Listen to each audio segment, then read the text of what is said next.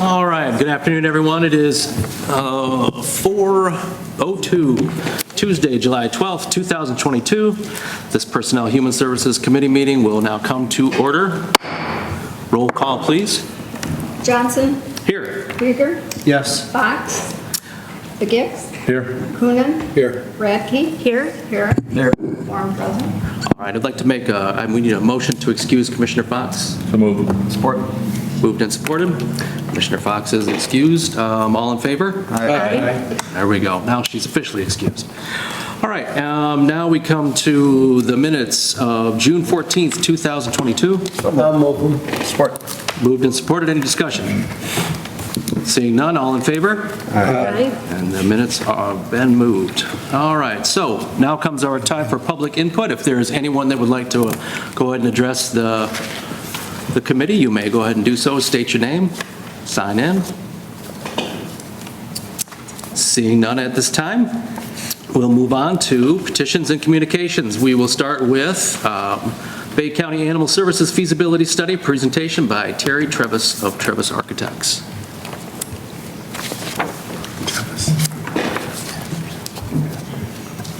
Good afternoon. My name is Terry Trevis. I'm an architect. I'm from Shawnee, Kansas, which is a community next to Kansas City, Missouri. I was asked to look at your existing animal shelter by Mr. Gillette to see what it could be done to make it better, improve it, or replace it. One of the reasons that I was asked by Mr. Gillette to do that was because I was the architect for the Genesee County Animal Shelter and also the one for Kalamazoo County. I'm not exactly sure how a guy from Kansas does all the Michigan animal shelters, but I'm the guy. So my job here isn't really to try to sell you on my firm or on a new shelter. Really what I wanted to do today was just discuss what your existing shelter was and what a new shelter would provide as far as better care and conditions for the animals and a better facility for the county to have and operate. So what I've done is I've given you guys a feasibility study that I prepared. It's divided into a couple different parts. One's an assessment of the existing building. It's an operational assessment, and both those things are actually in the appendix of this booklet that I provided you. And I'll refer back to it during my presentation. I'm not going to go page by page through it. I figured that you guys can read it and gander from it what you need to know about what a new shelter would provide you that your existing shelter doesn't have, and why those particular features might be good for the animals, community, and basically everyone involved. Understand that these buildings are not cheap buildings, they're rather expensive buildings. I mean, you probably are at the same price point as what a hospital or a health clinic would cost. But we do have some regional numbers that are pretty sound based on the two shelters that are pretty close to you guys that have just recently been built. So I figure that we have a pretty good database for what something like this would cost as far as the improvements if we wanted to put it in place. So I was up here about 2 months ago and walked through the existing building, and so I did an assessment on it. There's some photographs from that, poor photographs, but you guys have probably been over there, so you'll know what they were of. The purpose of the assessment was to evaluate and assess the overall needs for the existing animal shelter and provide a feasibility study for a new or renovated facility. The goal was to get a shelter that would function, a successful adoption center and housing facility for stray and impounded animals, and to serve the area's requirements for the year 2040. A successful animal shelter ensures that all animals receive proper care and housing, maximizes adoption rates and live release rates, quickly returns animals to their owners, provides key information to the public, minimizes euthanasia, and is a destination and source of pride for the community. The location of the existing shelter right now is in a prime position to be shelter for the future as well. It's in the middle of town, it's on the fairgrounds, it's a nice, wide, open, green, healthy space. There's room there to expand, and there's room there to put a new site in if we needed to look for something like that. It's also centrally located in the county. This is the poor image of the existing building, but if I could, there's a kennel area right here. All the animals are basically in this one environment. And then there's an administrative wing over here on the side of it, which Craig's offices is located right there. It's about 8,100 square feet. The building was probably built in around 2004. It's partially metal frame, partially wood frame. I know that the administrative area is wood frame because it has a wood floor. It's in reasonable condition. It lacks quite a bit of code issues as far as accessibility compliance. It has like 4 HVAC systems. There's one big unit that runs most of the kennel area, and then there's a separate unit for the administration area, then one for the multipurpose room, and then the sally port. All said, that building probably has about 20 years worth of useful life left in it before it would be really scheduled to be demolished, providing it had other capable uses for it. I describe some of the spaces and talk about some of the things that they do well and some of the things they could do better. The main entrance, the biggest downfall there is it's not visible from the street. It's a single entrance, and it has both adoption and stray animals coming into the same area. You'll see that in new shelter design standards, we try to separate those two purposes in the building from each other because of disease control. They're limited seating in the lobby area, and usually that lobby area is used for transactions and discussions with the public, and there really isn't any space to do that privately or even any desk space to do that up there. Oops. The dog holding area, we like to see separate areas for adoptions and strays. I know that they have that somewhat sequestered in there with one row being strays and one row being adoptions, but basically they're all in the same environment. There's 28 runs and there's 14 cages. The adoption and the strays are in the same room together. There are kennel gates being used. There's another option to put glass fronts on kennels that make disease control a lot easier. There's floor drains in each of the runs. The area is air conditioned. It has natural light. It does have poor acoustics. But the kennels themselves are in pretty good shape, and they could be repurposed and reused in a different area of a new facility or renovated facility. The cat holding area, again, there's not really a discern the difference between the adoption and the stray cats. And what I guess the biggest definition of what a stray animal is this the animal that's sitting there for the whole period that you have by ordinance, which I believe in your county is 5 days, Yep. right? And after which the animal can be disposed of or it can be moved over to adoption. And when we're looking at the housing capability of the shelter, we usually look at that whole time for 5 days and the adoption period being an average of about 21 days. And so when you hear me start talking about capacities later on in the presentation, that's how we calculate what the actual population of the shelter might be to maintain a live release rate of over 95%. The cat area is kind of one of the bad things if you're a cat is that you have to listen to the dogs all day because you're right next to them. It does have some natural light. It has that one window, and there is a cat colony there for the healthy cats to roam and be free. Most of the cats live in the stainless steel cages you see on the right. All the support areas in the shelter are in one room. That's laundry, grooming, food. There's a kitchen area for washing water bowls and food bowls. The food's stored there. Linens are stored there. I was talking to Craig before the meeting, and it's just kind of a collective challenge to try to make sure everything's organized because it so easily becomes disorganized. Small dogs are kept in regular cages. The problem with a regular cage for a small animal like that is that they're still going to be defecating and urinating in that cage. It has to be cleaned continuously. The cages on the left are cages that you have to clean up several times during the day. The ones on the right do have a drain trough across the backside of them, and therefore they can be washed down like a kennel. They're not great, but they're better than the ones on the left. And then you do have a bank of cages for small animal holding. Bunny rabbits, there's a couple of gerbils here.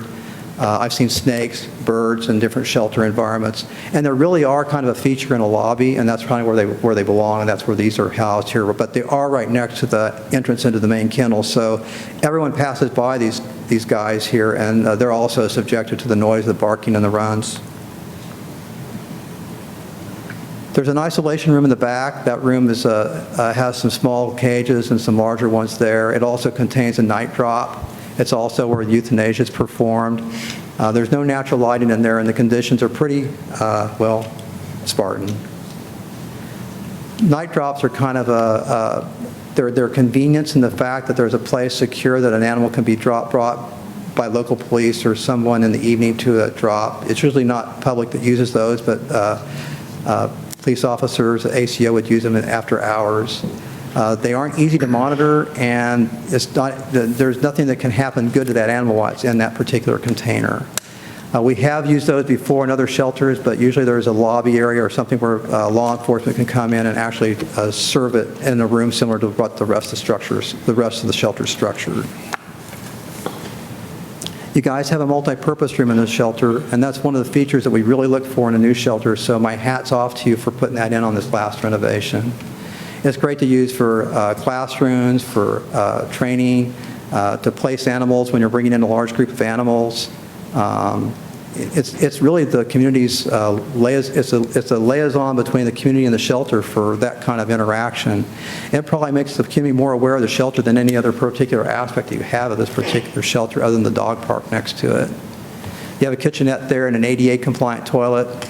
There's daylighting there. Unfortunately, there's no access to this room from the lobby. You have to, unless you go through the kennel area. It does have its own outside entrance, which means it can be used after hours.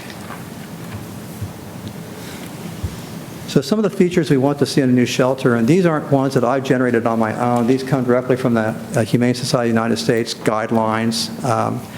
I've probably been involved in the design of 30 or so more shelters, and most all of them contain these particular elements to some degree or another.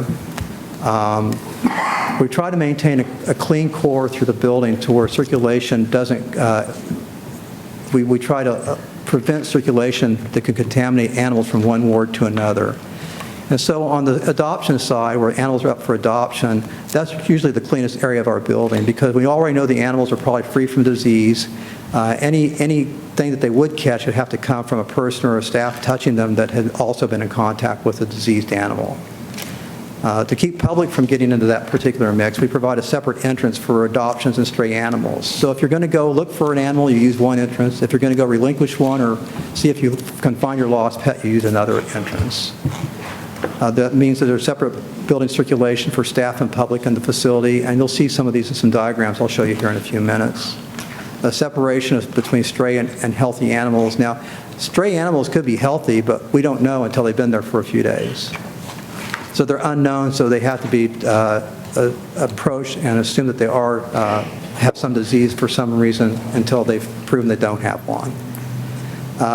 We want housing of dogs and cats in separate wards that contain disease outbreaks and minimize the amount of dogs we have in one particular area because it really helps in the dog barking and cleaning the facility.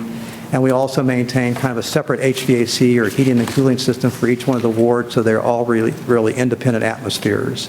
If we have a disease outbreak in one ward, then it doesn't automatically contaminate the rest of the facility. And that's really what happens in your current facility because all the HVAC system provides air conditioning and heating for that entire room, and it's all the dogs and cats are breathing the same air. Kennel runs and cages, cat suites and condos are put in place based on the breed, size of animals, and where they're located on the facility. And another feature of a new animal shelter is a multi-purpose room, similar to the one you already have.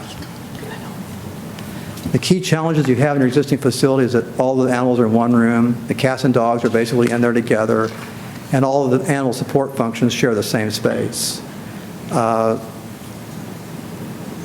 Code problems you have is that the restrooms are not code compliant, but you do have one ADA compliant bathroom, which is definitely a good place, a good start. And then the other problem you have is internal access to multi-purpose room is through the kennel area. Shelter staff has managed the building and does a good job taking care of it's well maintained and everything looked pretty sterile and sanitized to me. The physical conditions that lay out the facility create some of the operational challenges. It's hard to maintain low stress environment with the animals when the noise level inside the kennel area is so loud. We aren't minimizing cross-contamination due to improper caging and improper circulation paths. We want to make sure that the destination for visitors is healthy and inviting so that they want to come back. And then we also want to maintain appropriate capacity to where we don't have overcrowding and have to turn animals away that are, it's actually happening quite a bit here lately in your shelter. The way you reduce stress and disease control is by separation of the animals, the dogs from cats, sick dogs from the healthy ones, puppies and kittens from adult animals, males from females, and aggressive animals from all others. So my charge was, first of all, to figure out what size facility you really needed to have. And what I did was I took this existing intake statistics that you've had since, I think, since 2018 until now, which are really the ones that are relevant. And then I looked at the census numbers from 2018 until now. Looking at what the households are in Bay County and what your current statistics were, it was pretty easy to project what the new numbers would be, providing you have the same number of pets per household that you've had for the last several years. And naturally, that average number is becoming more and more. I mean, people have more pets now than they used to, and it's more common for a household to have a pet than the majority of them do, as opposed to the majority of them not having them, which was probably the case 20 or 30 years ago. As a matter of fact, the ratio is pretty high, higher than you might think, like 1.3 pets per household for dogs, and the same number per household for cats. That doesn't mean they're both in the same household, but in my household they are.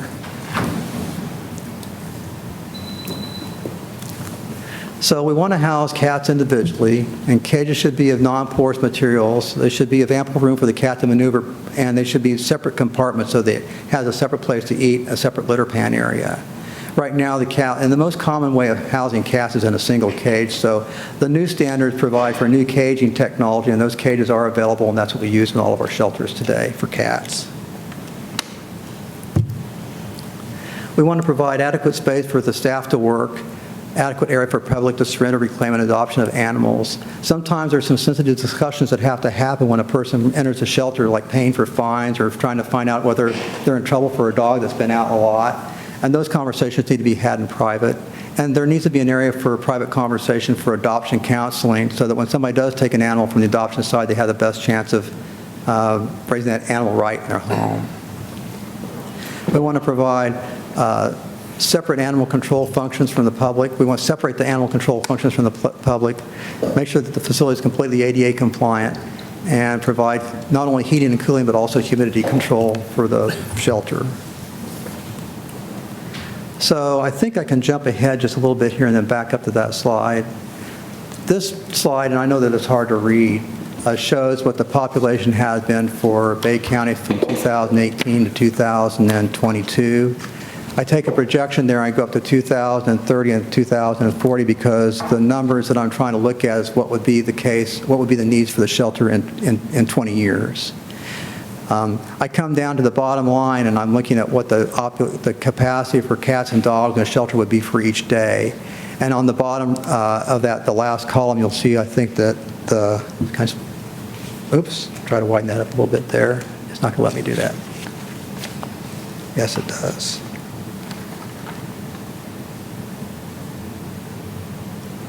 I thought I'd be an expert at this, but I'm not.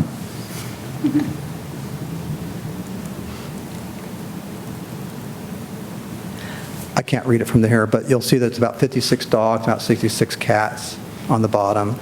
So looking at the numbers of the animals per human population per year and the animal per year, we look at 2018 looking almost like exactly what the population demand would be in 2040. And what I did to get there was I took the animal numbers from 2021 and I took your current capacity and added 25% to that. Because even if the population in the county stays flat, which I don't think it will, you still need that much more capacity in the shelter to adequately take care of your animals during peak demand. And also have a little bit of vacancy there for when things actually get a little bit out of hand.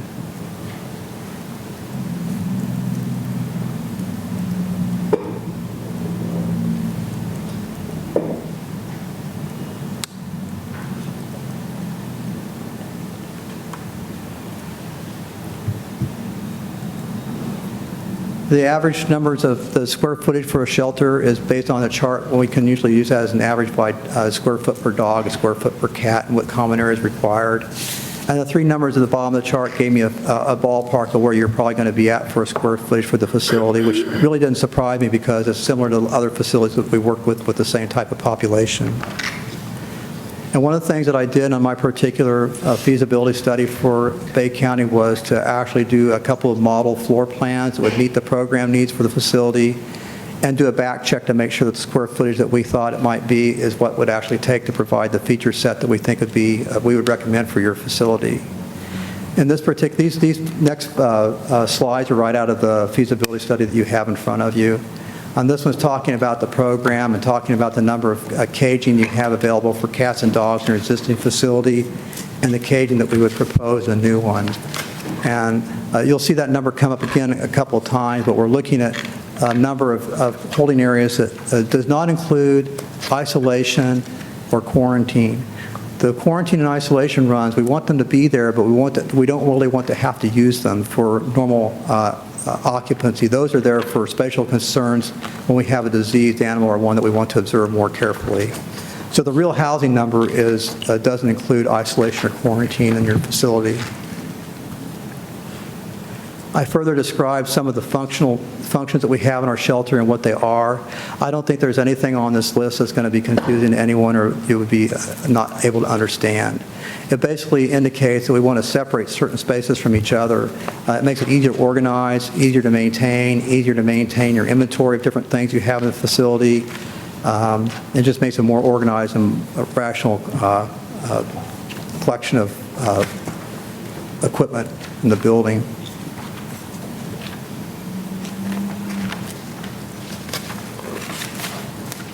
So we went ahead and did a program, and we broke it down by different functions and how many square feet that would be. And all the different spaces that we defined in that first page set are identified here in the square footage that we allocated for that and a shelter. And we come down to the bottom, and it gives us a square footage of just a little bit north of 15,000 square feet.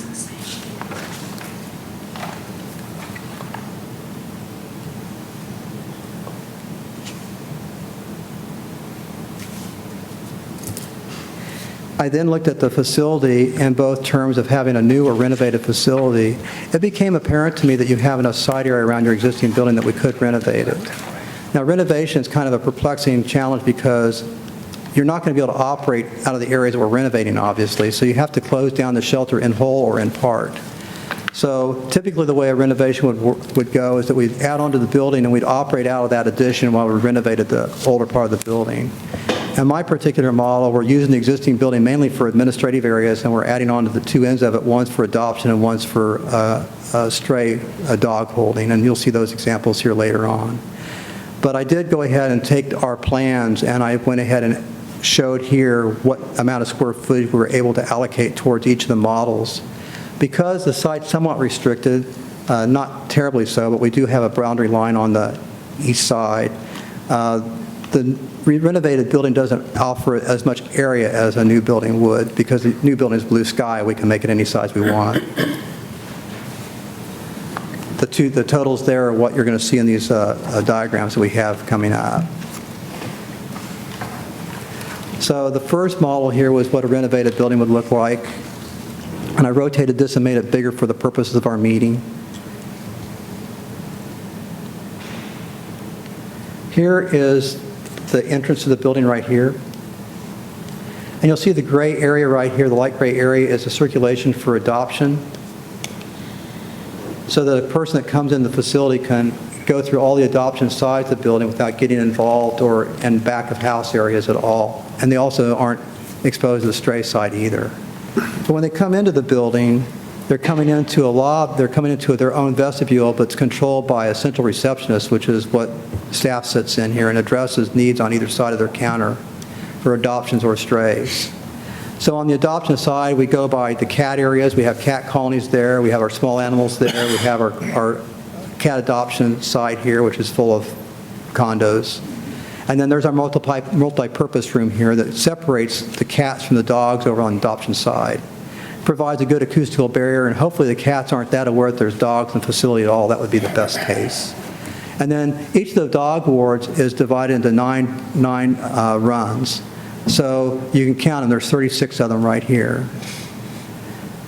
Along the back side of here, there's what they call M and G. Those are meet and greet rooms, so that a person that wants to meet a dog or cat, I guess, could actually be in that room and get better acquainted with that animal before they decide that's the one they want to take home.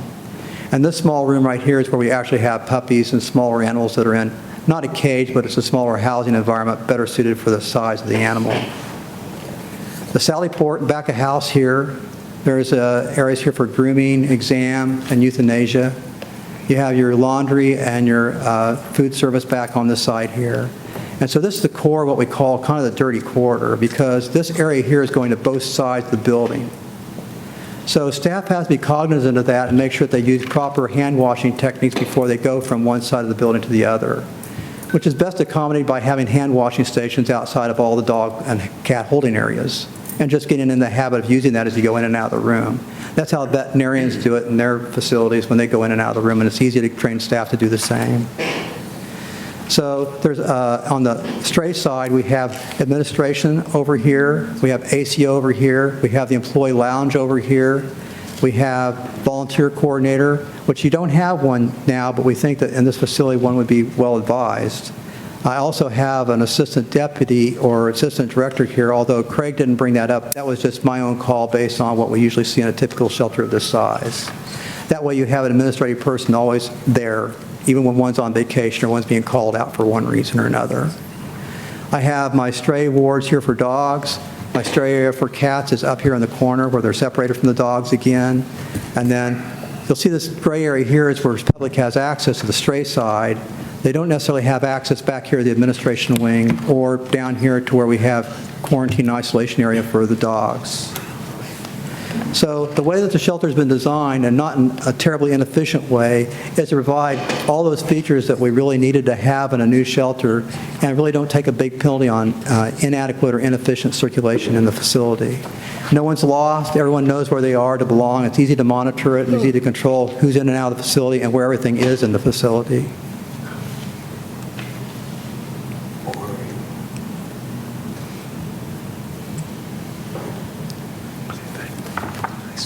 Oops, sorry. I lost my connection for some reason. Nick, I'm not online anymore. There we go.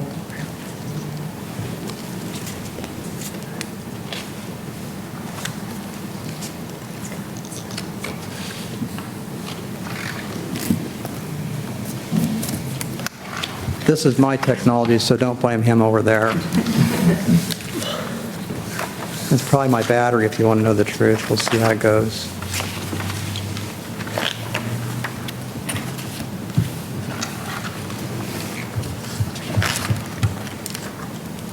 I'm trying to connect right now. It's not letting me.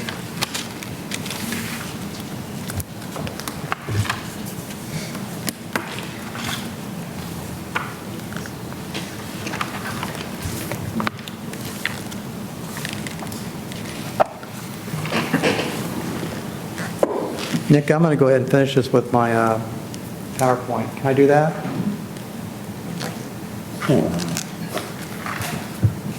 I'm going to receive it now.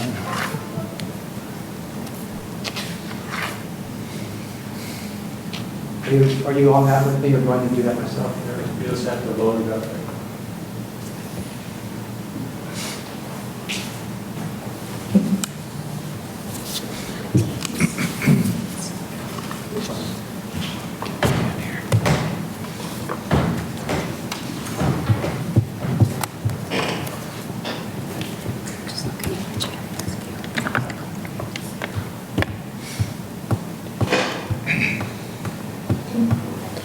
It's the kind of presentation you need when you don't sleep that much. Modal terms there. Have to put them for something. It shows them in front of the simple. Speaking as a new guy, it's supposed to be faster now. So if this doesn't go through, it's going to be It stays the same. What do you do if it doesn't go through? Because there's somebody else. That's kind of. My apologies, and appreciate the patience. Sorry about that. How many more people will have to pay their So I had this twisted around a little bit for my keynote, but for the PowerPoint, you're looking at it sideways. But we just did a massing study for what that would look like. And what we try to do is put all the mechanical equipment under the roof, but we put it above the top of the areas they serve. So there's basically a mezzanine that goes across the top of the building that we can put units in there that downfeed into each of the individual wards that we were talking about earlier. A new building similar to the one that we were just looking at, and it's organized in a similar fashion. You can see that there's a 4-dog ward to the top. There's 2 that are adoption size. There's 2 to the bottom. And basically the overall arrangement of this facility is very similar to the one you just saw. It's a little bit bigger and it's a little bit more efficient because I'm not constrained by the existing walls and ceiling areas that are in there. We have a little bit more freedom on the design, and I had staff look at it, and I have a younger staff, and they like this design here. And all kidding aside, to make this give it a certain amount of energy at not any higher price tag than what a conventional building is, offers a benefit to the community because they like to go to a place that looks fun to be in. And so we can make it appear with a good energy level without breaking the bank on facilities design. We've done it time and time again. So now back to the hard part is the cost estimate. And as I said earlier, that these facilities are not inexpensive. I ran a separate estimate for both the new and existing versions, but since they're about the same square footage and there's some parts of a renovated building that cost more than the new one, but some parts that are less. Like if I renovate the building, all my site work's already there. A lot of my parking's already there. A lot of my utilities are already there. And for a new building, I have to provide new things of that nature. But when I'm in a renovated building, to put new concrete next to existing concrete or new footings next to existing footings, that makes those footings cost more because they're more tedious to put in place. But when I went ahead and balanced it all out, they basically came out to about the same number either way. So I guess the purpose of developing the estimates was just to show me and you that the cost difference wasn't that significant between the two. So really the whole purpose of deciding which way we would go would be based on logistics and how we want to operate a facility during construction and what's available to us as far as our options. If we move out of the existing building in its entirety, do we have another purpose for it? Can we build next to it and keep it operational and then take it down when the other facilities open? Those things are important things for the county to consider because I don't need you guys paying for a vacant building that's not giving you any purpose and one that doesn't have a lot of service life left in it anyway. It might work for storage for a long time, though, if there was a way to do that, if that was an option that you wanted to look at. It would be either me as your architect or your architect that was selected to help you make that decision. And that's another thing that I want to point out is that, yes, we'd be interested in working for you, but we don't expect that at all to be handed to us. We usually provide our services in a competitive environment, and we make presentations to the bodies that decide who the architect's going to be competing with other firms. And that's what we'd be expecting to do here in Bay County if that's the direction you guys decided to go.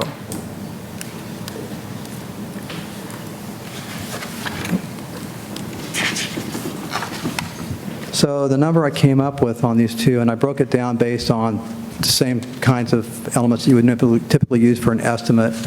It's foundations, exterior walls, windows, roof, HVAC, electrical, and I also gave you estimates based on all your kindling equipment and the other things that had to go into the facility. The walls, for example, are all CMU walls in here. That's concrete block walls. We really don't want any wood frame elements in the building at all because they just don't serve the environment that we're looking for. We need to be durable and abuse resistant and still look good after being in service for several years. And we're not going to get any of that if we use wood frame walls or typical residential construction materials on the inside of our building. So our building would have epoxy walls on concrete block. We'd have a sealed concrete floor or epoxy floor. We'd have hard surfaces for some of the rooms, but actually for the kennel areas themselves, we get the best results with just the proper specification for an acoustical tile ceiling in there because we want to try to reduce noise as much as we can, and we find that works about as well as anything else we can use. So the number we came up with was just around $6 million for either option. Now, at the bottom paragraph here, you'll see we had some particular provisions. I have one category that's called ads, and the ads are part of the building cost, but ads include a generator, includes kennel turf and play yards around the building. It has a washdown system in it. It has a central vac in it. The washdown system, I think, goes without saying what we use that for. We will use that to clean out the facility, and it'll be centralized, so we'll be able to go from room to room, and that the hose reels and everything are already there for us. We don't have to drag something around with us. And the central vac is important in the cat area.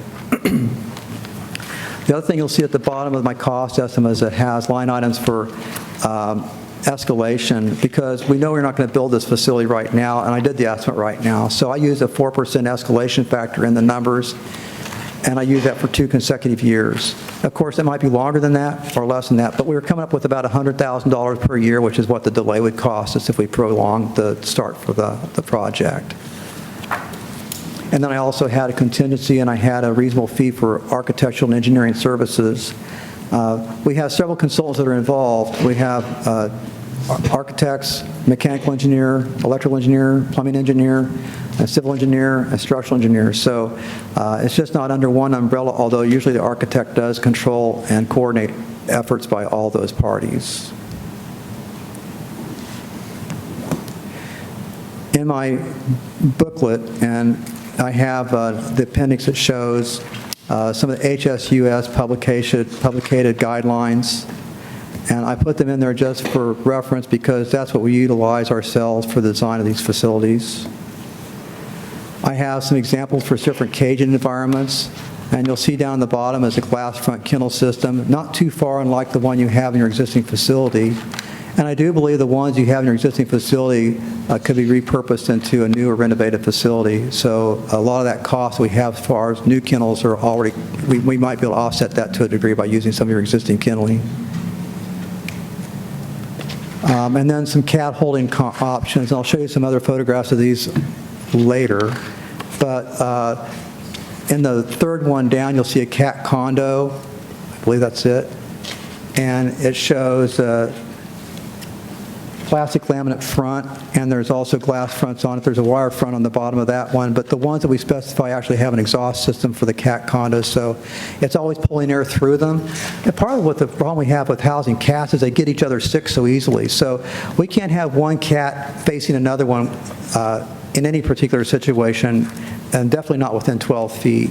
And if we can provide ventilation to those cat kennels to where they don't aspirate out of their unit, and anything that they would aspirate would be going up through the exhaust system out of the building, it maintains the housing cats in a lot healthier condition.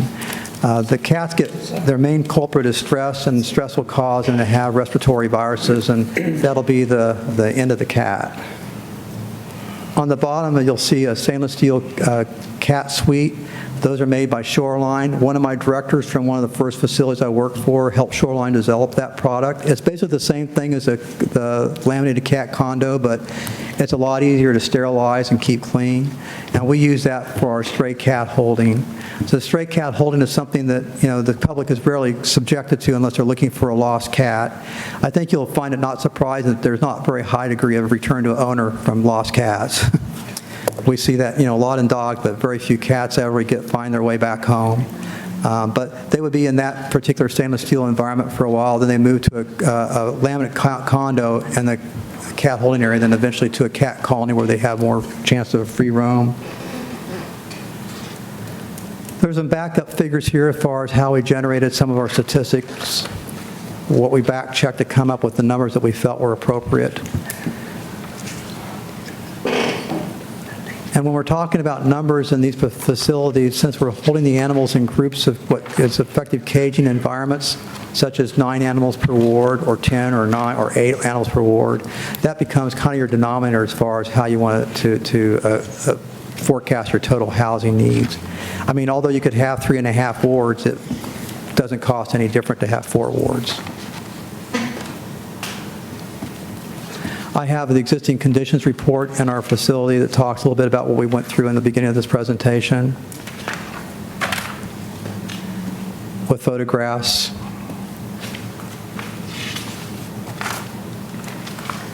And I'm looking for some photographs of some of my existing facilities. Nick, I need to go to that other presentation real quick. It's on this drive.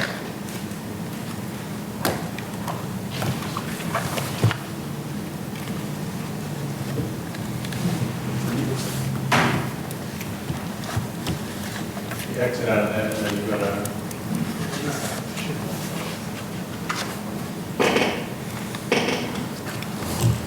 Okay, sir.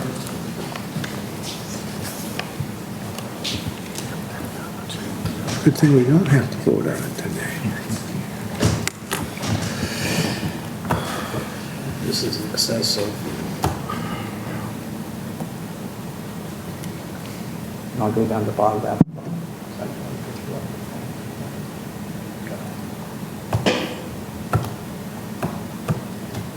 I've got about 2 minutes left, guys, and I'll be done.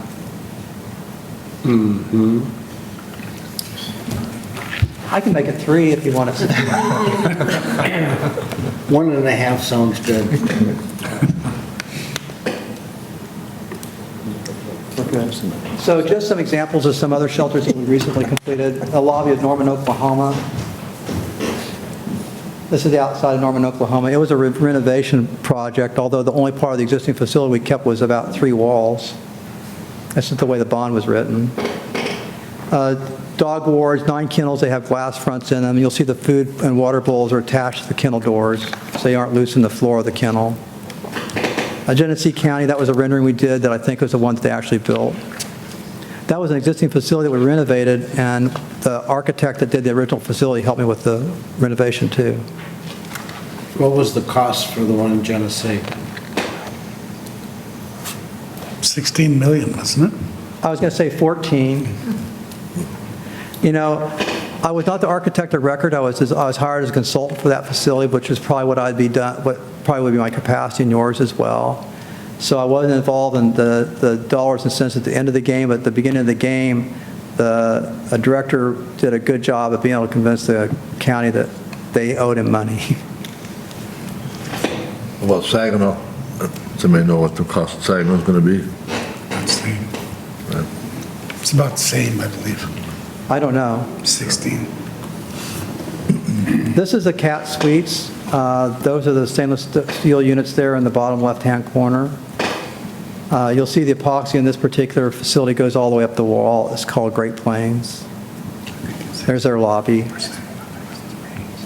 And there's their dog wards. Wayside Waste is the largest facility we have in the Midwest. It's probably the biggest one between in our half the country. We weren't the original architects, but we've taken care of most of it since it was first established. We also did an animal hospital there, so that's some of our work too. In your particular facility, we take our animals to a veterinarian, so they really don't do anything other than just a cursory exam within one at Bay County. The lobby is a special place, and we pay attention to it when we do our design. And that's the campus for Wayside. It's a pretty good-sized facility. So that's the end of my presentation, and I'm available for any questions you guys might have. Move to receive the feasibility study. Support. Any discussion?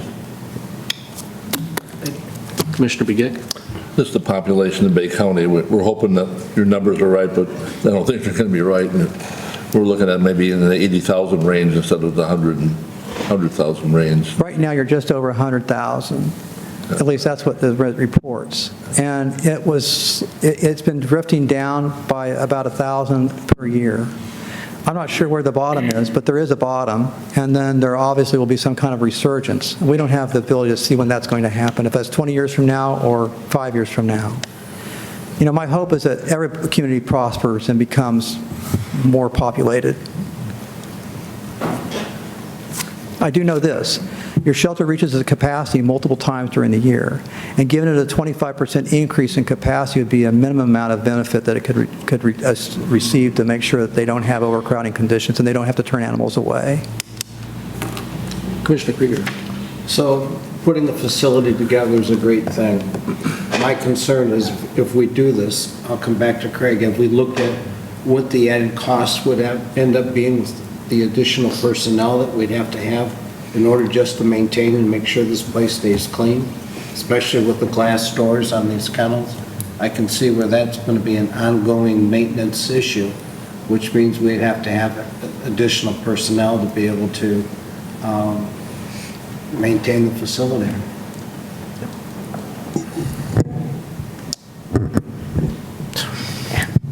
That worked good. So on my end, I took Mr. Tevis's estimate for the building, and I also lumped in additional staffing as well.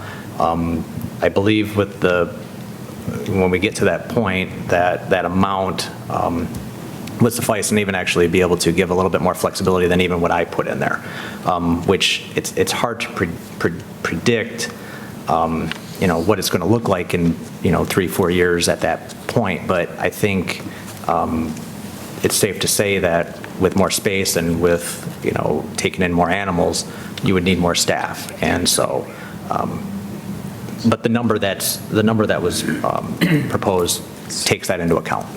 Don't just shoot from the hip. Are we talking an additional 100,000 in having employees to be able to staff? At least. That would roughly bring on, 2, so depending on their functionality, whether that's, part-time, full-time. You don't want to interrupt me? Okay. It's fine if you do. So it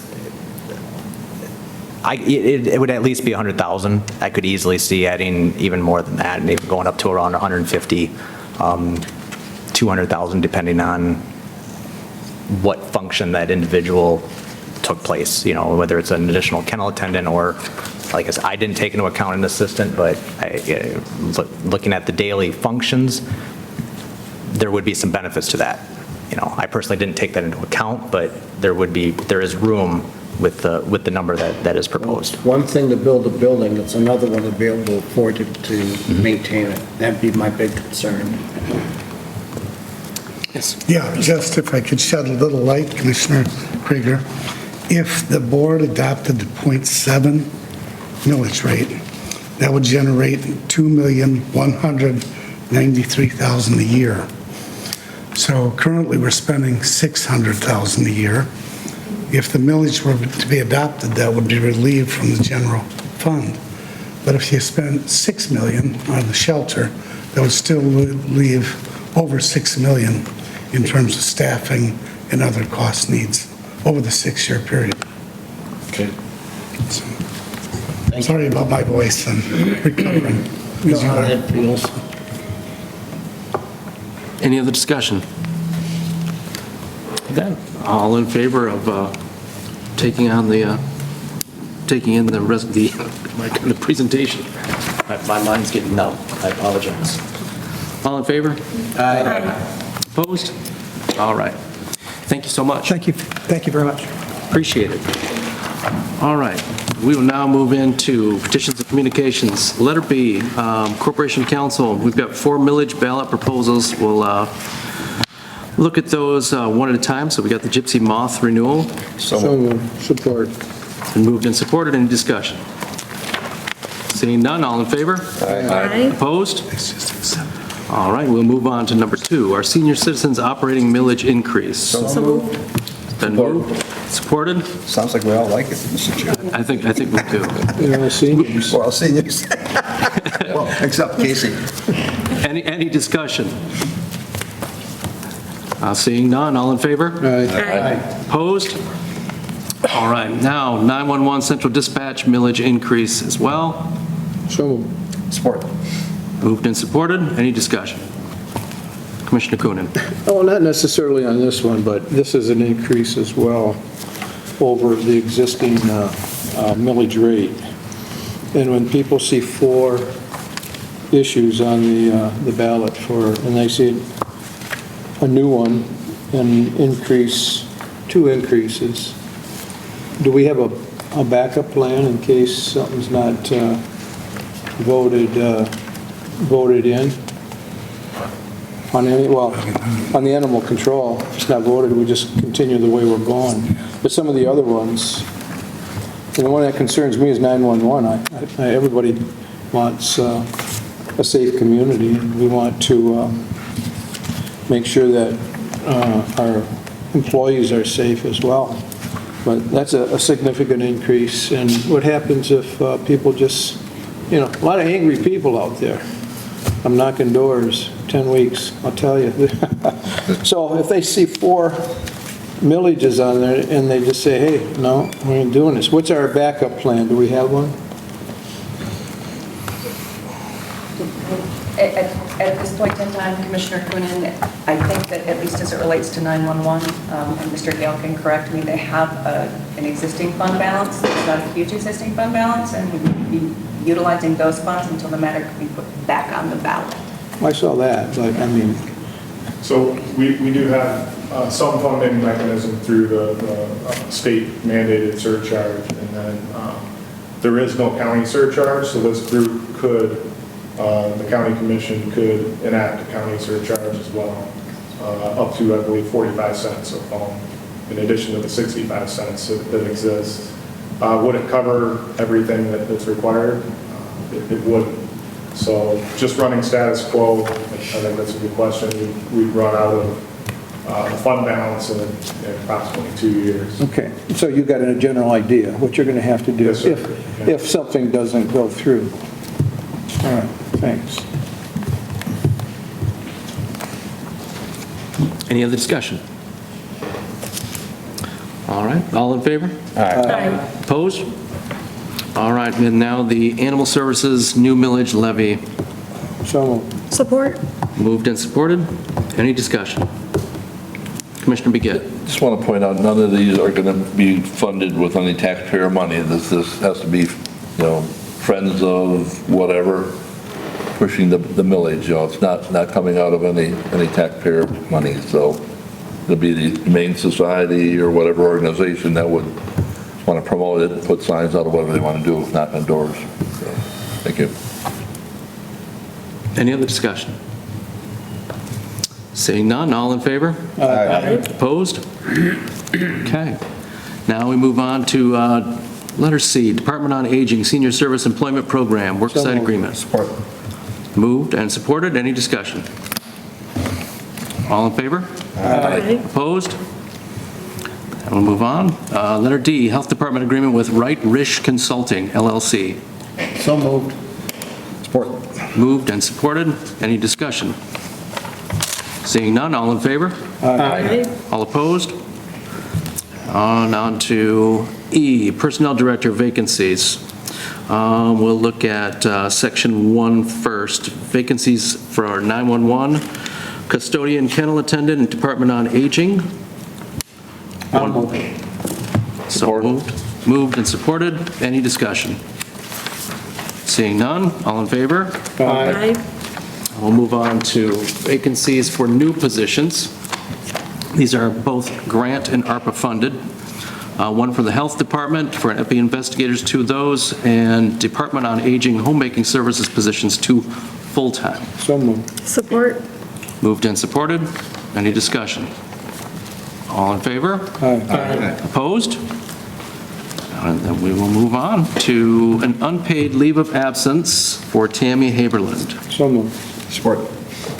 Moved and supported. Any discussion? All in favor? Aye. All opposed?